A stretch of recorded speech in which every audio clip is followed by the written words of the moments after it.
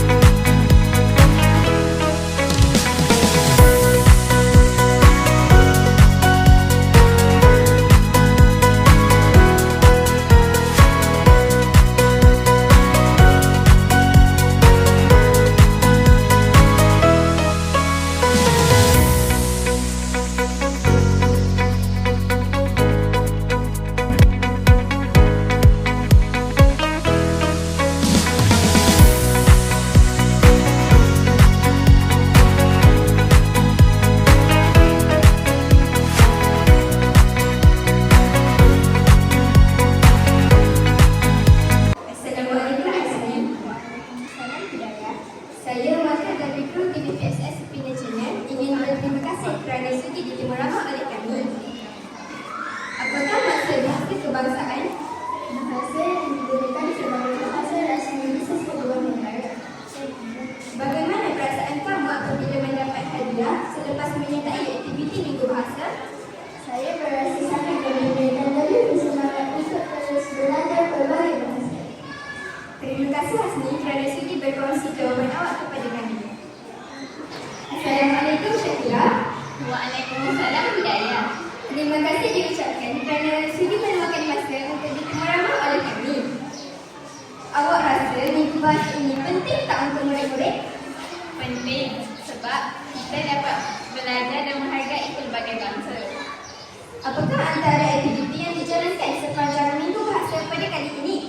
Aktiviti yang dijalankan sepanjang Minggu Bahasa pada hari ini ialah kamus mini, gubahan dunia dan poster menggunakan Canva. Terima kasih Syakira kerana sudi berkongsi pandangan awak kepada kami. Assalamualaikum Dia. Waalaikumsalam Hidayah. Sebelum saya bertanya, saya ingin berterima kasih kerana sudi meluangkan masa untuk diterima ramah oleh kami. Sepanjang Minggu Bahasa ini, aktiviti apa yang awak ikuti? Pada Minggu Bahasa dijalankan, saya telah menyertai pertandingan syair dalam bahasa Melayu dan pertandingan puskret dalam bahasa Arab.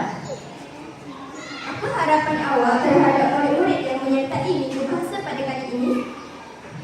Saya berharap semua murid lebih rajin dan bersemangat dalam belajar bahasa.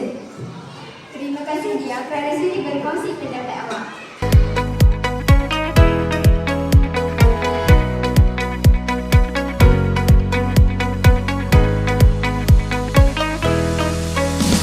Alhamdulillah, selesai dengan majlis kita pada hari ini.